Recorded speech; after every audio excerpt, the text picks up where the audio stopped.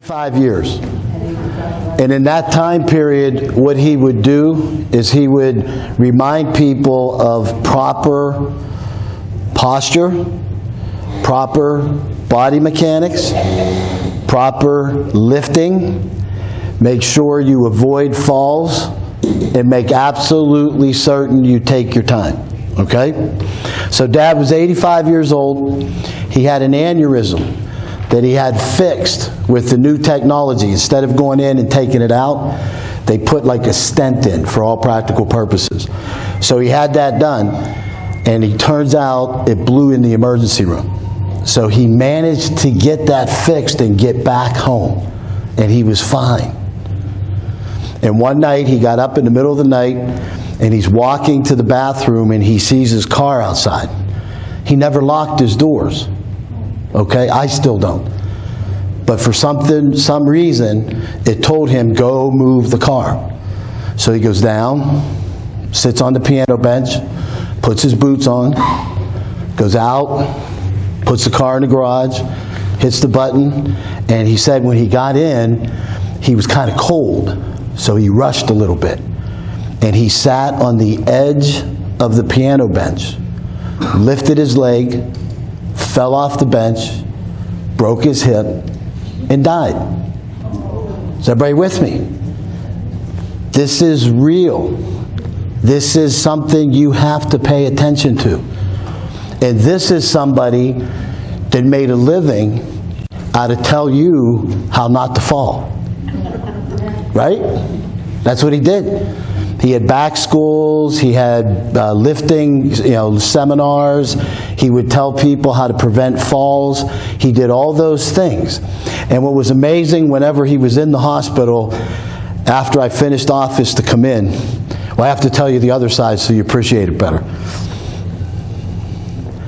2006, my wife calls me. I'm at my McKnight office.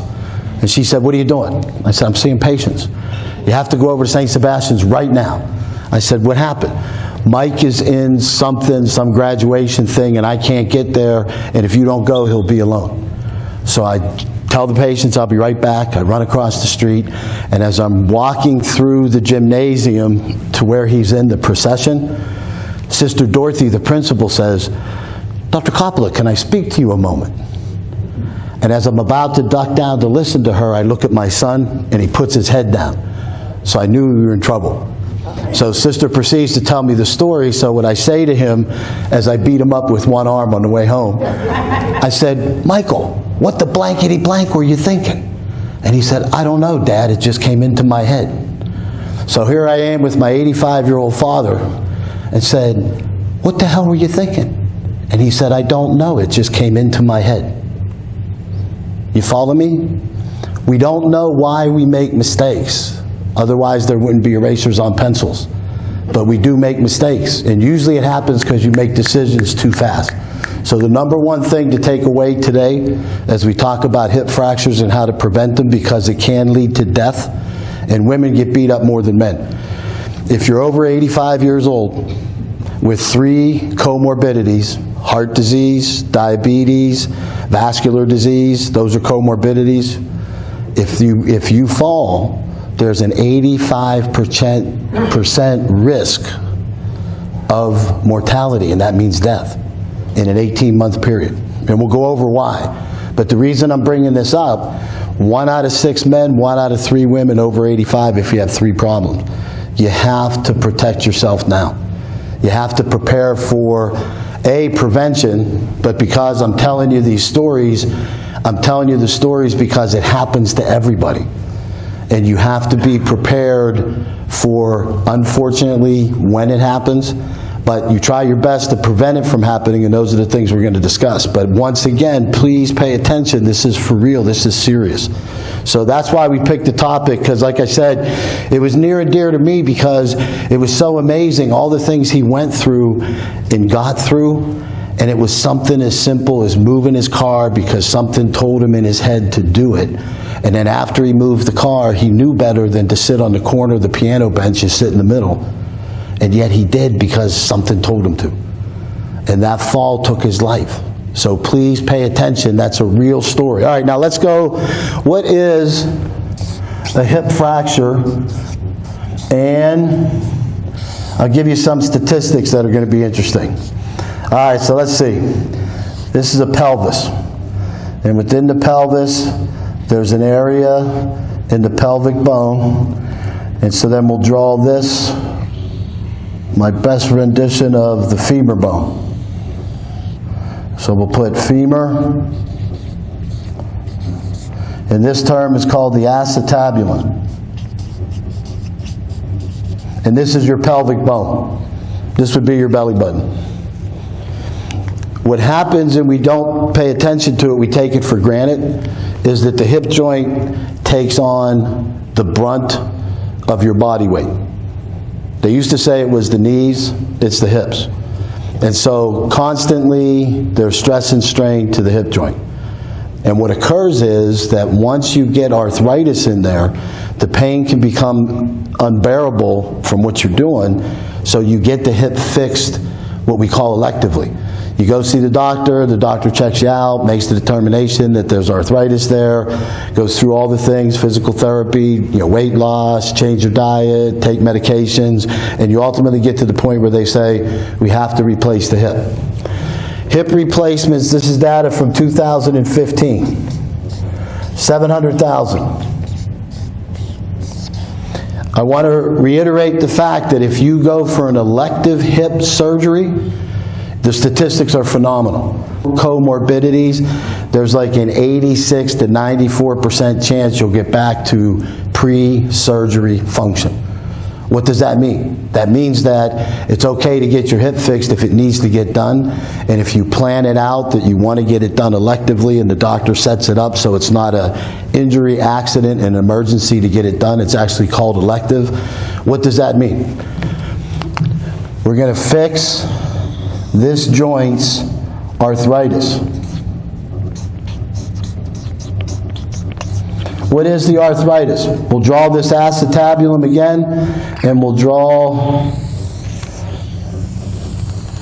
this is considered the neck, this is the shaft, and this is the head of the femur.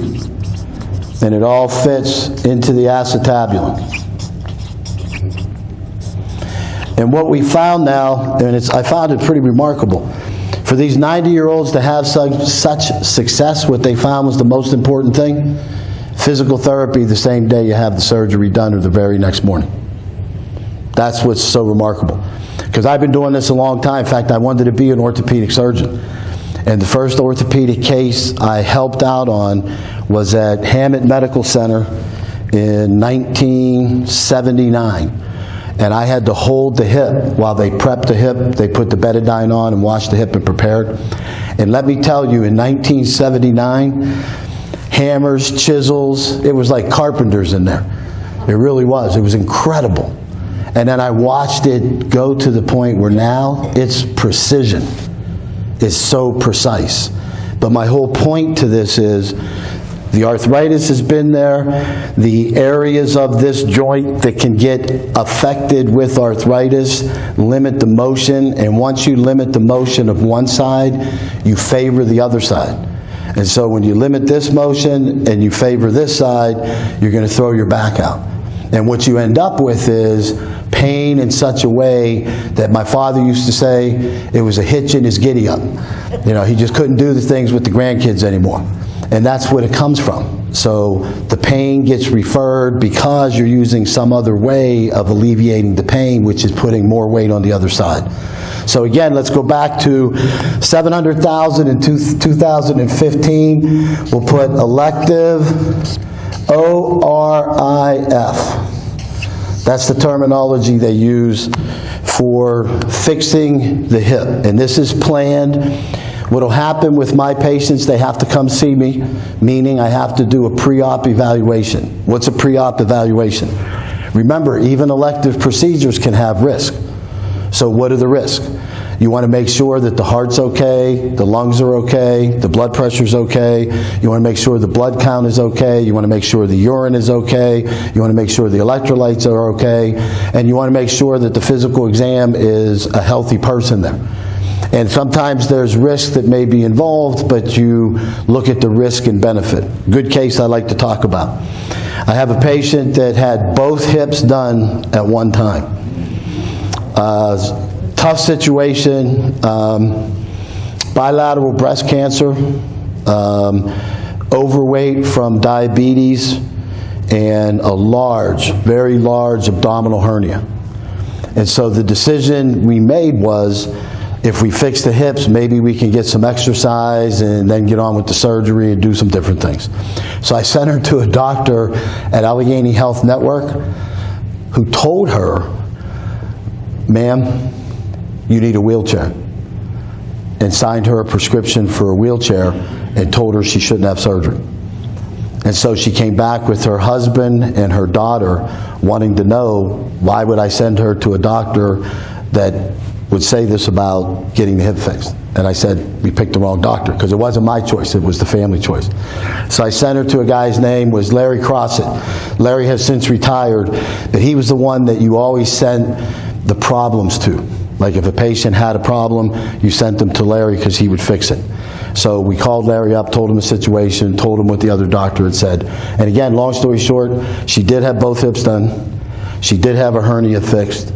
And she just had both breasts removed about 3 months ago. I actually just saw her Tuesday night. And it's phenomenal.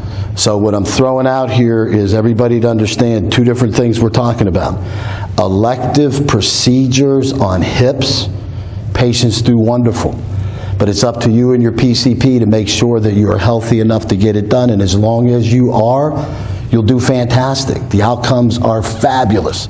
So I don't want anybody to misinterpret what I'm saying about hip surgery versus an accident and having to fix a broken hip. Does everybody understand the difference?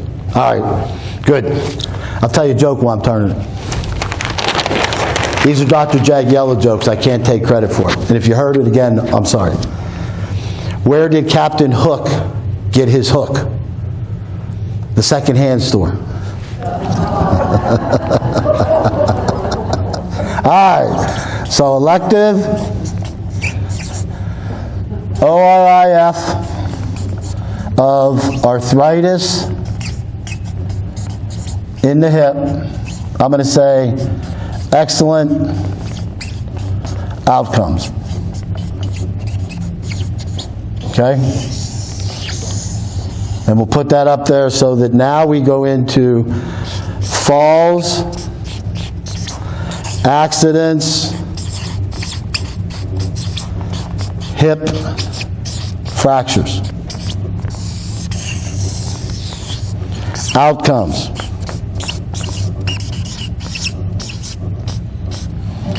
I put here dangerous.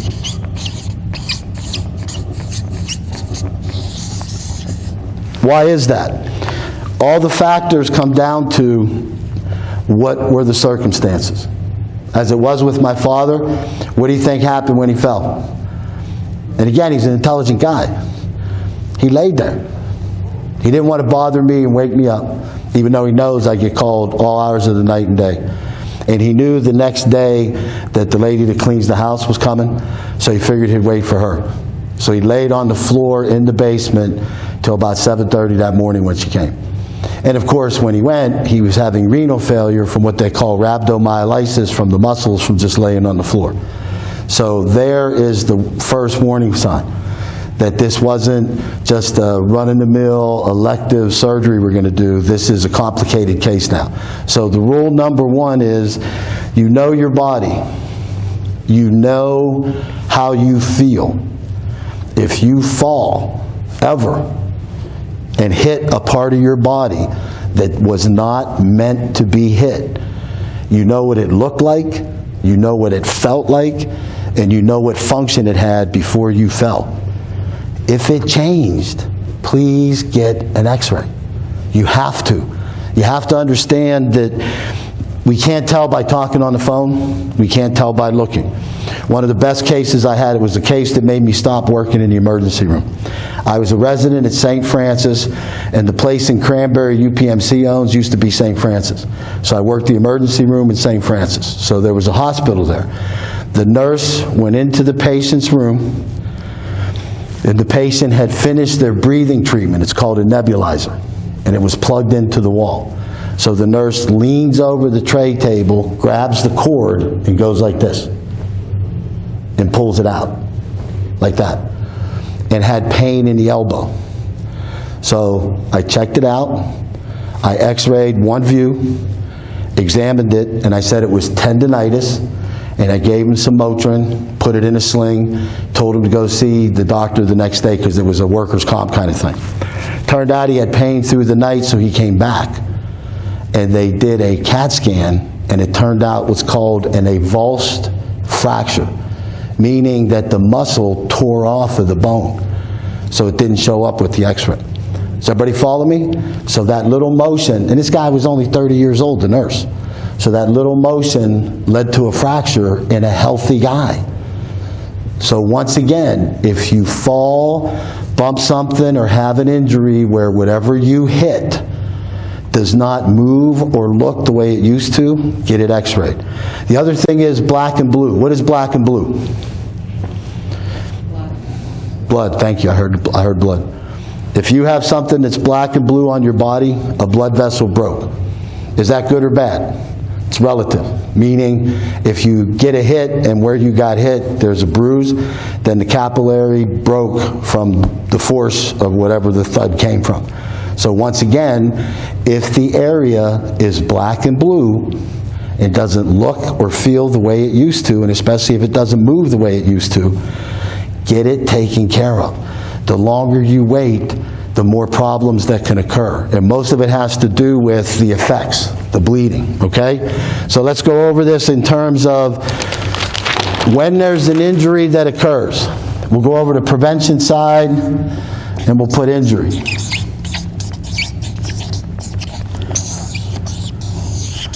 Most common, falls. I haven't decided yet. We'll decide over time.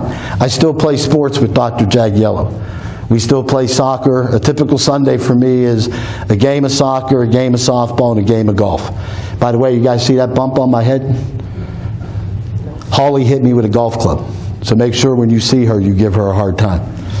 Okay? So long story short, what happens with falls, they generally occur by accident. What does that mean? They're not planned. So just like we said that you're planning to have your hip fixed, better outcome than if it's an unplanned fall. Believe it or not, you have planned contact in falls. You don't want to have them, and I'm beginning to believe more and more after 50. Okay? But I made the mistake about 3 weeks ago of sliding. You guys know my girl Dana? She works for me in the office. Dana's fiance is on our team. So long story short, she's in the bleachers on the third base side of the field. So I get up, I get a hit, and I'm on first base. And the guy hits the ball in the gap in right field. So I'm rounding second base, looking at my base coach to tell me what to do. There's no coach. But there's Dana sitting on the bleacher going like this. Come on, come on. So I'm running to get to third base, and I see the look in the third baseman's eye, like the ball's coming. So I slid. And it turns out I was out because he made a good tag, and it was one of those real close plays. But when I got up, I realized I shouldn't have slid. And I don't think I walked well till about Thursday of the next week. But the point is, I planned it. My body was prepared for it. And yes, it hurt because I hadn't slid in probably 10 years, but just the idea that planned versus unplanned, the body works in different ways. I've had the occasion of a bad fall. I've had plenty of patients and friends that have had bad falls. Bad falls can go in slow motion. And for those of you who've had one, you know what I'm talking about. I have a nurse, her name is Kathy Langdon, red-haired nurse. For those of you guys who've been with me a long time may have known her. She used to work up here. She fell down a flight of steps. And she said to me, Doc, it was like slow motion. It was like I knew everything was happening. It was slow motion. And I said, Kath, I think they gave you too much pain medicine, right? So here then I had a fall. Had to clean the pool. We have an L-shaped pool, or circular pool with an L-shaped deck. Long story short, where I stepped, there was no deck. And as I fell, my arm hit the pool and it flipped me over.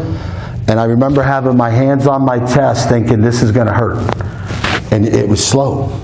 So it does happen that way.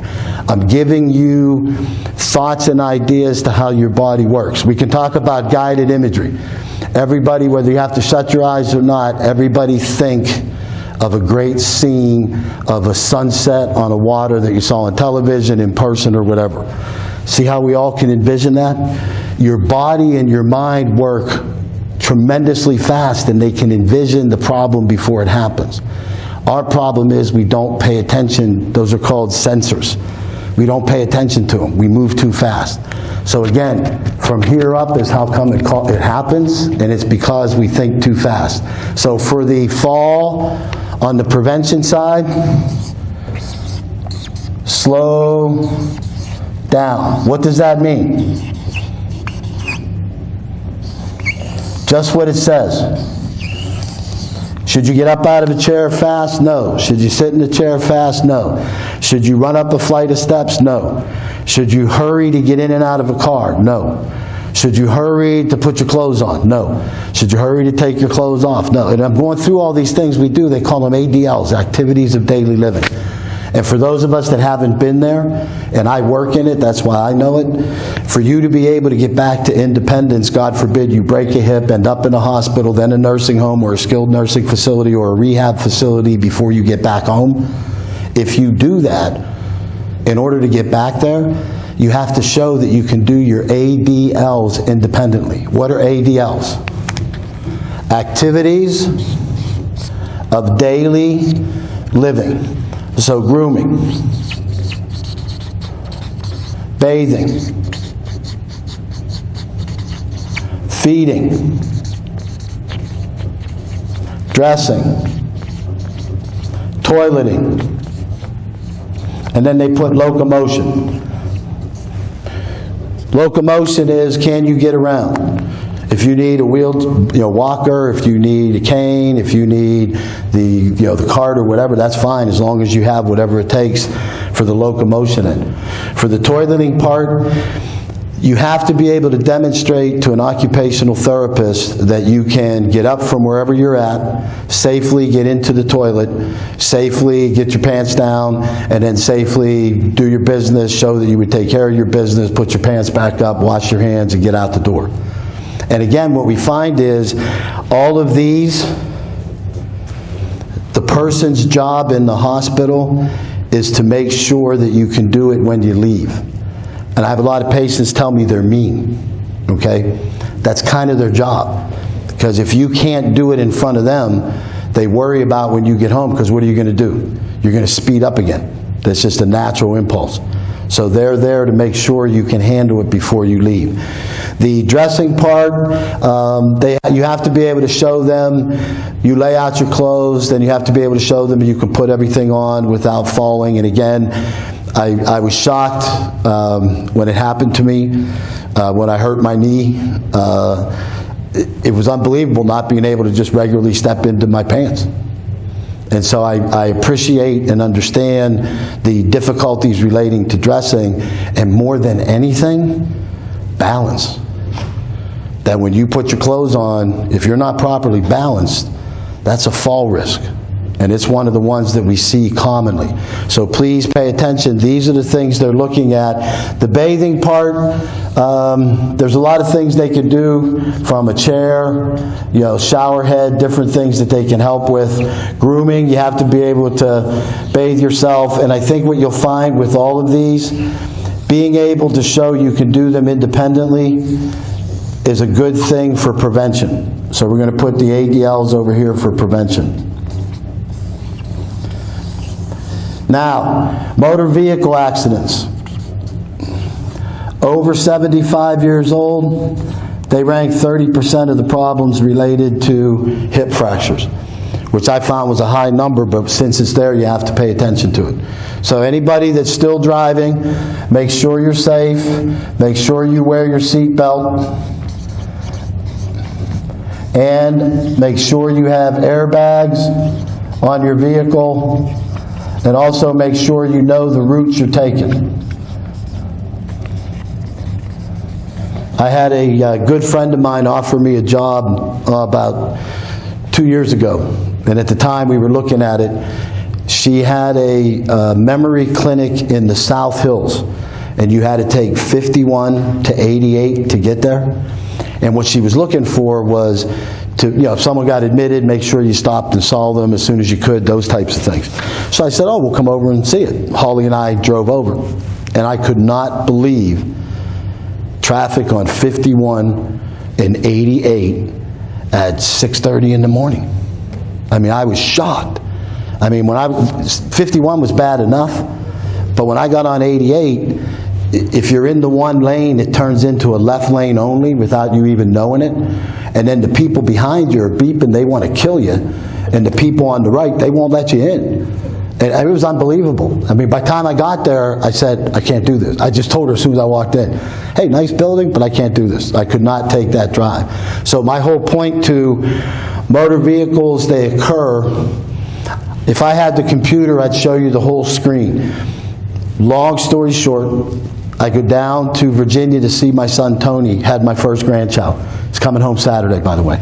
First time she'll be in Pittsburgh. Before I left, I happened to have an incident where I had to take a special point driving exam. And so I took it on a Friday. After I took it, the girl tells me you passed, but it'll cost $30 to reinstate your license. So I said, okay, I go to the cashier, they won't take cash. You have to go get like something over at the post office. So this was in Jeanette, Pennsylvania, and I had office, so I didn't do it. So Saturday I decided to drive to Virginia to see my son. Long story short, it ends up being 1 o'clock in the morning. I'm in a place called Winchester, Virginia, and I'm looking at the signs. There had to be on the sign 10 different routes to take. And this is like a 55-mile-an-hour place, right? So I'm slowing down, looking up, and all of a sudden, whoo, red lights and a siren. Well, the cop didn't like my story. So long story short, I pull out my trusty phone because he wants to know where I'm going. And as I tell him, he says, what's the address? And as I show him this, he said, sir, just put it in GPS. I said, I don't know how. And he said, may I? He took my phone, put it in, and said, get out of here. So I got lucky. But my whole point to driving is, it's not the way it used to be. And I always thought I was a pretty good driver. And again, look at that statistic, guys. Over 75 motor vehicle accident. Why is that? The way you sit in the car and the force that you're going to get. Remember, if you're stepping on this leg with all your weight and you turn it, just the torque of turning it can break that hip. Does everybody follow me? So that's the statistic that you don't want to become. So I always tell patients, there's a time to drive where no one is around. Very early in the morning, not a good time. That's all the traffic going to the stores. But that like 9 o'clock, 9:30 clears out. And you're usually safe between 9:30 and 11:30. So find the proper times to get out where there's no one on the road to bother you, get all the stuff done you need to get done, and don't be out at night unless you have to be. All right?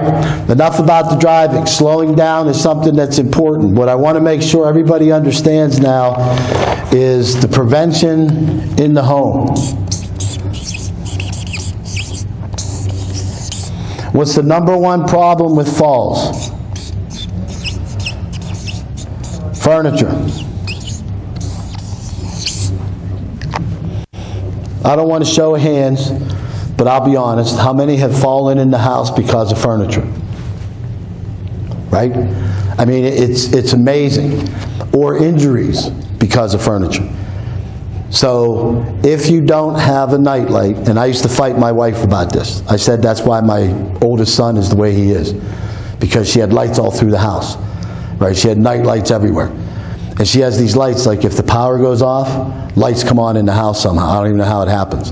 But I have to admit now that I've tripped over things and fallen into things because you can't see in the middle of the night. Light the area up. Make sure that you have night lights so that you can see. That is the most important thing. And then what I tell patients is, When I say get rid of clutter, I'm the first one to cry when my wife throws out clothes that I can't even put on anymore. But, you know, that old, like, oh, that was my first letter that I ever got from football in high school. Don't throw that away. You know, 2 weeks later, I go back looking for it, gone. You know, but the point still comes back to, you know, what do you use? Make sure that you only keep what you use. And then make sure that even if it's your favorite furniture, remember now, this is prevention. Favorite furniture is not necessarily safe. What does that mean? Just as it states, that if you have a favorite chair, that chair may move on you. If you have a safe chair, and these chairs are perfect. These chairs are sturdy. They have a hard back. You're supposed to feel the chair with your body, your legs. Reach back with both hands to feel the chair and slowly get down using your arms to help you get into the chair. And then when you get out, you scoot your backside to the very end of the chair and then push off and stand up. And that's the best exercise, by the way, also, is you just stand up in between things that you're doing. But you have to make sure that you pay attention to the furniture. Why? Because that's where you sit. So you use it majority of the time. Believe it or not, this happened when I was preparing for the lecture. We hired a new girl in the office. Her name is Mary Kay. And people have different positions they get in. Well, she crossed her legs somehow on the chair, and the next thing you know, she was laying on the floor. You know? And she laughed about it, but later she told my nurse Dana that her back hurt. You know, again, it's something that happens when you don't pay attention. You have to pay attention. What should have been the first concern? It was on wheels. None of us in this room should have a chair with wheels. Does everybody follow me? And I'm not picking on anybody in the room. I'm just saying for fall prevention, there's no reason to have wheels. None whatsoever. I used to have it in my office, and I used to like spin around and do different stuff. I have hard chairs in the offices that I use. That's the only way to prevent the fall. So please pay attention to the furniture that the majority of time you're using. And also make sure that, I'll call them knickknacks.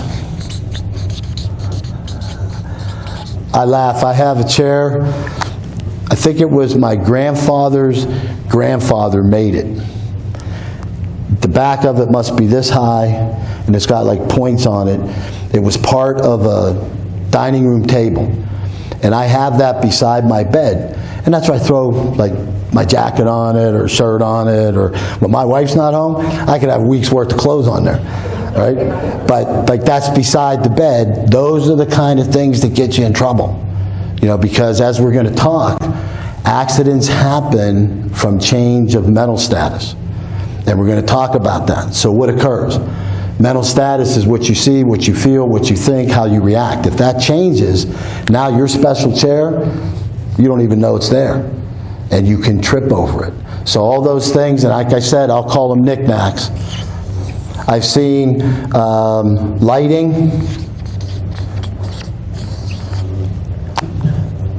fitting on the back of the bed, coming over the top so you can read at night. When you have mental status problems, you can sit up and hit your head on that, and I have seen closed head injuries from it. So you have to pay attention to everything in the rooms that you're in. So look in your bathroom, throw rugs. No. You know, the rubber grip stuff in your shower, rubber grip stuff on your floor, all those things are for safety. Throw rugs aren't good. I know you might like them for what they look like, so when you have company, throw them down and pick them back up. But do not have them in there, because that's when you'll slip. And make sure you pay attention to being certain of what you have set up pre-shower for post-shower, because you can slip on the floor no matter what kind of floor it is. So you have to pay attention. Bathroom's very important.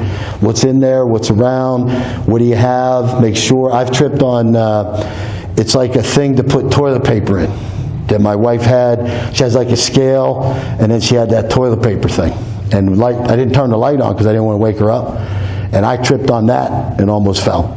If the wall wouldn't have been there, I would have. So the point is, look in every room, because fall risk is what's in front of you. And make certain, again, especially in the chair area, the best thing for the chair is it very comfortable and very easy to get in and out of. The very comfortable part, you don't necessarily need to have the most comfortable chair when you're seated. You want to have the one that's the safest. You want arms, you want it to be sturdy, you want to be able to push off. In terms of easy getting in and out of, that's paramount importance for posture, and especially your back. And again, for the demonstration part of it, if you're getting into a chair and when you sit in it, the chair moves around, that's not the chair you want to be in. You want something that's sturdy. And you want it to be that when you sit down, it holds your weight, and when you push off to get up, it doesn't move. That's the best kind of chair to be in. When you get out of your bedroom area into your sitting area, the chair you sit in for, say, television or relaxation, same thing, sturdy. Let me flip that over. You have to make sure that that's not going to move. That's where falls happen. This is where we see it the most. So we'll say your relaxation room, your bedroom, your bathroom. And then what I put down here is miscellaneous, is if you have a room, let's say laundry, or you're doing other things there, please pay attention to your cupboard space. We've had so many injuries from someone bending over to do something in those rooms, and then when they get up, they hit a cupboard, and then that leads to the fall. So one of the best things you can do, and usually they do it free, occupational therapy will come into your house or your apartment and do a check. You know, they call it a fall prevention check. And they're excellent at identifying things like that. But you want to make sure the rooms that you're most in, that you pay attention to what's above your head, the sturdiness of everything that's in the room, and then throw rugs, any kind of cords, and then again I put knickknacks. If you don't need them in there, get rid of them, because those are the ones that, you know, usually there's some kind of an injury or an accident occurs, you know, because most of those things. But I remember my mother was a neatnik, so I think when she passed, my father became a hoarder.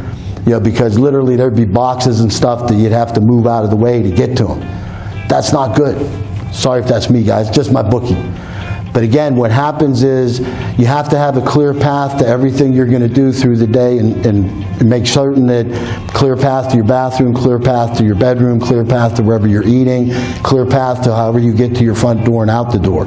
Because again, that box that's there for the reason that, you know, you have to get through some papers or whatever, if all of a sudden it turns into there's another box there, then you have to pay attention to that, because those are the things that you run into accidentally, or if you get in a hurry, those are the ones that cause the accident. So please pay attention. I call them knickknacks. All right, I want to go through a major part of what we deal with is how do these falls occur? Okay, we already talked about a couple of them.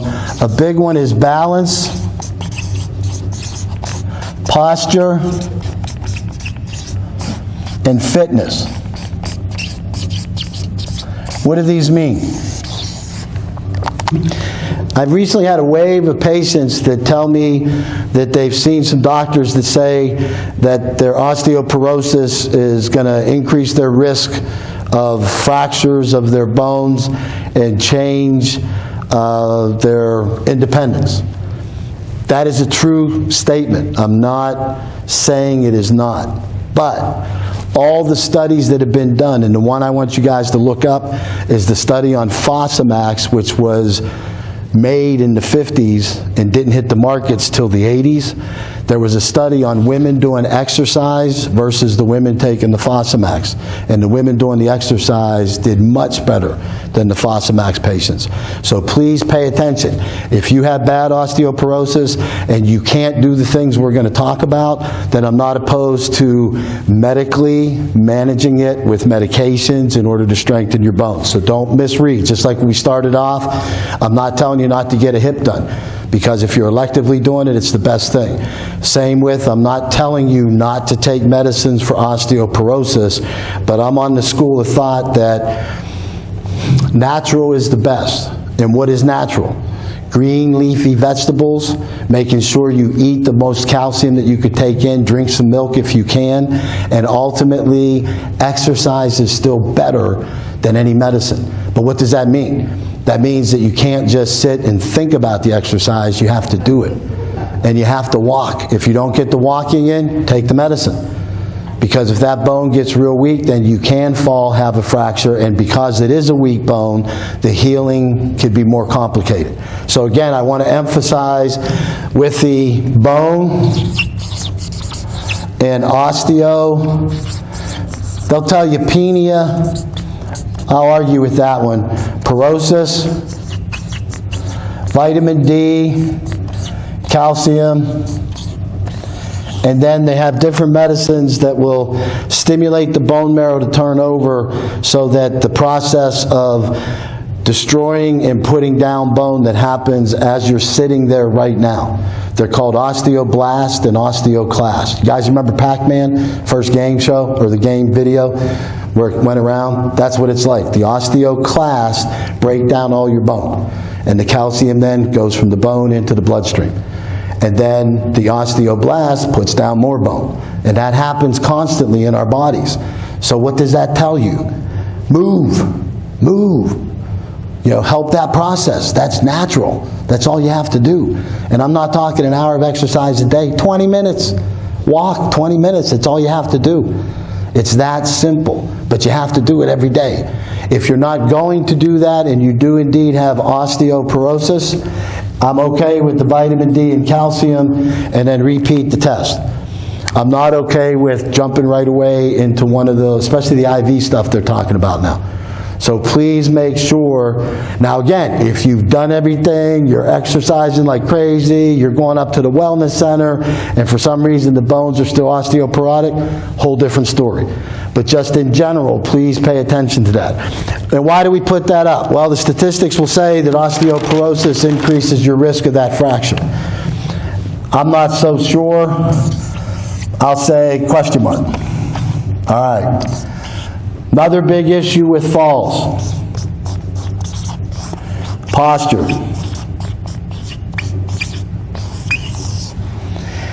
If you do not sit the way the cadet's supposed to sit in the chair, I'll do sideways so hopefully you can see it. You have to have your feet on the ground, your backside against the chair, and you're straight up with your back, feet down. If you are not doing that, then you are not exercising what we refer to as good posture. What does that mean? The position I just showed you, while you're seated, you're using muscles. If you sit like that. If you slouch, get comfortable, that weakens the muscles. So what happens?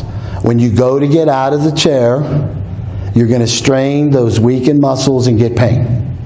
And then you're going to favor one side versus the other side, and the next thing you know, it becomes chronic. Okay, does everybody understand that? So what you want to make sure you deal with is good posture. So we'll draw the chair again, and you want to make sure feet are on the ground. Look at me, I'm an artist. Backside against the back of the chair, and straight back. That's the posture you want. And again, please do that for all of your meals so as to prevent reflux. If you stay like this for your meal, and at least 15 to 20 minutes afterwards, you can lessen reflux. Because it happens because the food goes the wrong way as soon as you get in a relaxed position and go back at all.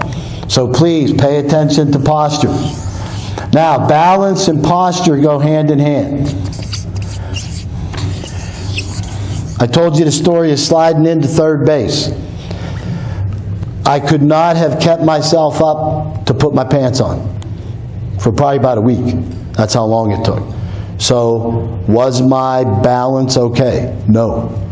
Okay? And you have to be aware and pay attention to, if you've done something to hurt it, how do you fix it? If you can't fix it, then you have to make sure you protect yourself from hurting yourself worse. So what does that mean? You get yourself a walking stick, or you get yourself a cane, or you get yourself a crutch, or whatever it takes, get in to see your doctor. But you have to do that, because balance is when all of your body senses, all of your senses, and again, that's all part of this, so we'll add to it. Sensation, eyesight. We'll put the ears. Hearing, smell, your fingers, your feet, touch. All of those things keep us balanced. So if any of that is off, part of what we talk about is medication. Make sure if you have medication that the side effects tell you could be dizzy, then make sure before you get up out of bed, sit there a while. Or even when you get up out of a chair, sit there a while. And again, make sure everybody understands. When I talk to patients about medicines, I don't predetermine medications for patients. It's based on what the patient tells me. And you always go with the risk and the benefit of the medication. But all medications have side effects. So you have to go through that in your mind's eye and make sure the ones that you're taking that say can cause dizziness, take your time when you move around. You have to sit for a while, make sure that when you stand up you're not wobbly, that you feel steady before you move. So please pay attention. All your senses would help you keep the balance, and again, the balance is the most important thing to prevent the falls. So we're back to the total hip.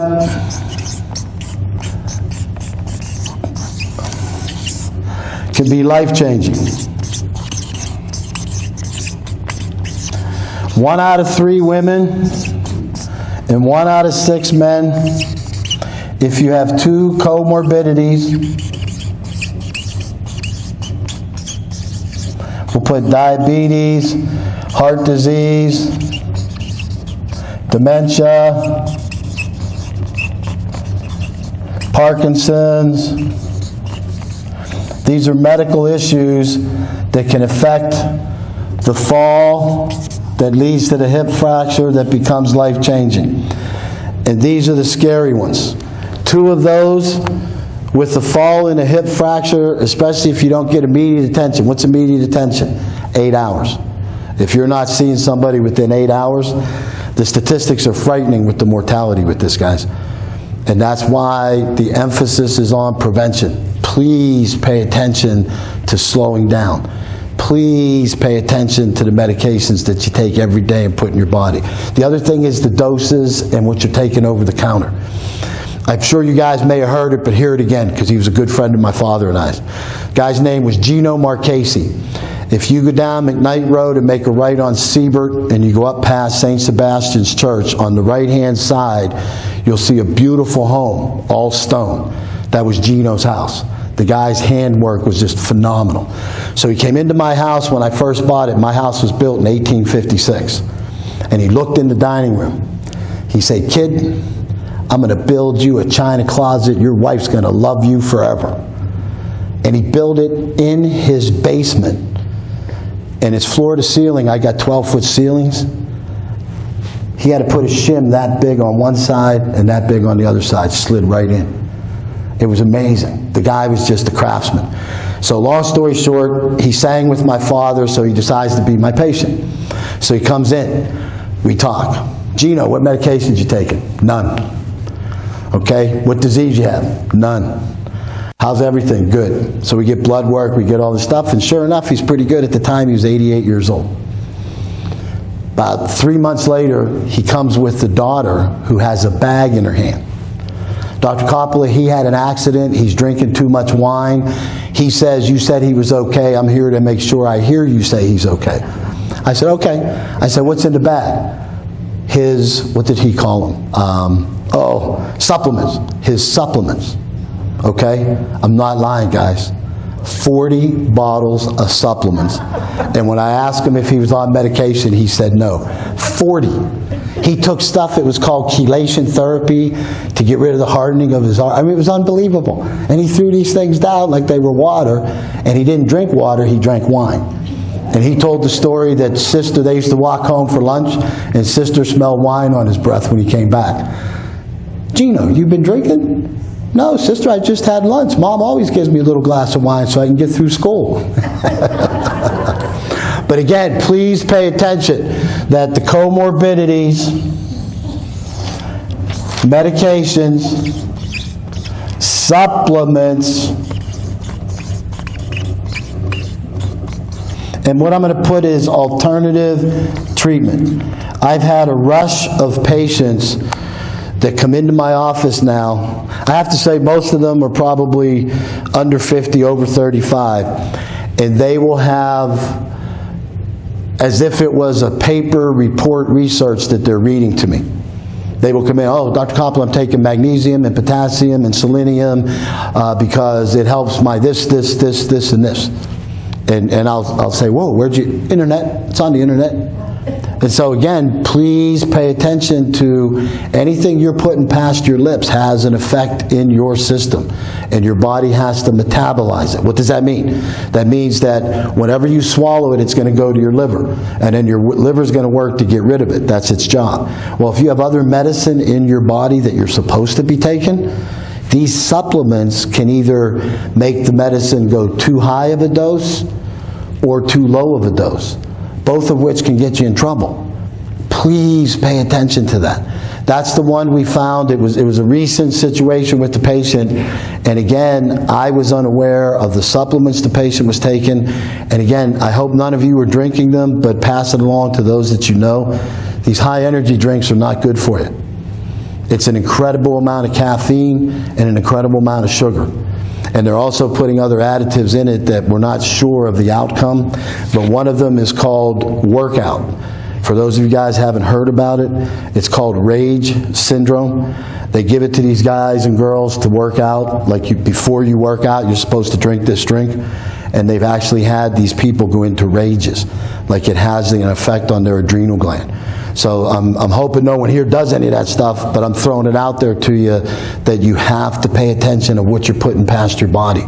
And again, the other piece is the musculoskeletal problems. I put those last two here. Arthritis can lead to significant musculoskeletal problems. Different types of disorders related to the blood vessels, different types of disorders related to the back and the spine. Spinal stenosis can cause you pain, can cause balance problems. You can have vascular disease in your legs that can also cause pain and trouble with walking. So again, pay attention to the vascular ones, as well as what happens with dementia is that sense of slowing down. A demented patient won't have that. And so whatever their battery's set at, and people that know demented patients know what I'm talking about, some slow all day and they don't get fast no matter what. Others just move, and you got to be with them. So whatever that is, it can lead to disbalance and falls, and you have to be very careful. The Parkinson's is kind of the opposite. It's more slow moving, and the moving is related to the dopamine in the brain, and based upon the amount of dopamine in the medicine the patient's on, they can get what's called frozen, where they'll go to move and they'll stop in that position for a period of time. And so there's different types of musculoskeletal problems come up. So there's disease states that you have to worry about. One thing that I want to make sure everybody knows before you have any elective surgery, even with that hip, the three most common post-op complications of hip surgery. Heart disease, most common, atrial fibrillation. Second most common, an MI. We call it a non-ST elevated MI. So we don't find any electrical problems on the heart, but the blood vessels show that there's damage. And the third is stroke. And again, how do you prevent and prepare for it? You go see your doctor and you get the test done that you need to have before the surgery. Don't let the orthopedic surgeries team preoperatively clear you for the surgery. Please don't let that happen. And I'm not knocking any of the orthopedic programs, guys. Your doctor knows you. He or she knows the risk that it would be for you to have that procedure done. Remember what I said now. Statistically, you will do excellent. But make sure you get all the testing done. And I've had doctors fight with me where I'll get a cardiogram on a patient and it may be different than it was 2 years ago, and they'll get mad at me that I make them get a stress test beforehand. I'm not here to be the friend of the doctor that wants to do your hip. I'm here to make sure that you get through the procedure. And once again, guys, that's why we do these things. It's all prevention. So please, if you walk away with nothing else today, slow down. It's absolutely the most important thing to pay attention to for the prevention of a fall. Because when you're going fast, especially in your mind's eye, you don't pay attention. The things that you don't see that are around you. Remember I told you, your body takes in everything. You know, do that guided imagery in your mind's eye, shut your eye, think of a scene. You can pull it up vividly. You can see a blue sky, blue water. You can see pastels. All those things you can conjure up in your mind's eye. Your brain has seen everything. If you're going in a fast pace, you're not allowing your brain to tell you. So slowing down is still number one. Number two, the biggest one that I want to make sure of is your sleep patterns and lighting. Not all of us, most of us, a lot of us, whatever word we want to throw out there, have to get up in the middle of the night. Okay? I blame mine a lot on getting called because I usually get called through the middle of the night. But once you get that call and you wake up, what can happen? Funny story I'll leave you with. My father got through his surgeries after he let his aneurysm go, and I got him a Steriglide and a girl that was around the clock that took care of him, but only he didn't want her in the room. He just wanted her to sit down so if he died, she can call the funeral home. That was his favorite expression. So he calls me up. I can't sleep. I said, you're not exercising enough. Don't give me that bleepity bleep. I want to take 2 of those pills. I had him on Ambien when he needed 5 milligrams. I said, you wake up to 4th of July. I don't care, I gotta sleep. Okay? So he takes 2. Well, from his bed, he had his bed over here. There was enough room, I'd say like 2 or 3 feet. And as he came here, he had a desk. And then he also had one of those chairs for his clothes, and then the bathroom. And when he was describing it to me, he said, I got up, I was so foggy, I thought I was Superman. Because he ended up going forward, face first, and he hit the rug with his chin and his chest. So he had rug burns all over him. And so, of course, what did I say when I went to see him? I said, I told you, you should only take it 1. But the point comes back to furniture, guys. Please pay attention. And please change it around. I mean, I know if you're like my wife or my mother, everything has to look perfect. I understand all that. But now we're talking about safety. So make sure you pay attention to all the space that's in front of you to go to your bathroom, to your bedroom, to the place that you sit, where you're walking, and do your best. The one I leave you with is, be good to your feet. Shoes. My goodness. Some of the shoes I've seen my children wear, some of the shoes I've seen patients wear, like clogs. I still don't understand clogs. All my kids and my wife wear those things. And I just laugh because like when they try to run, like the second step, both of them are off and they're running barefooted.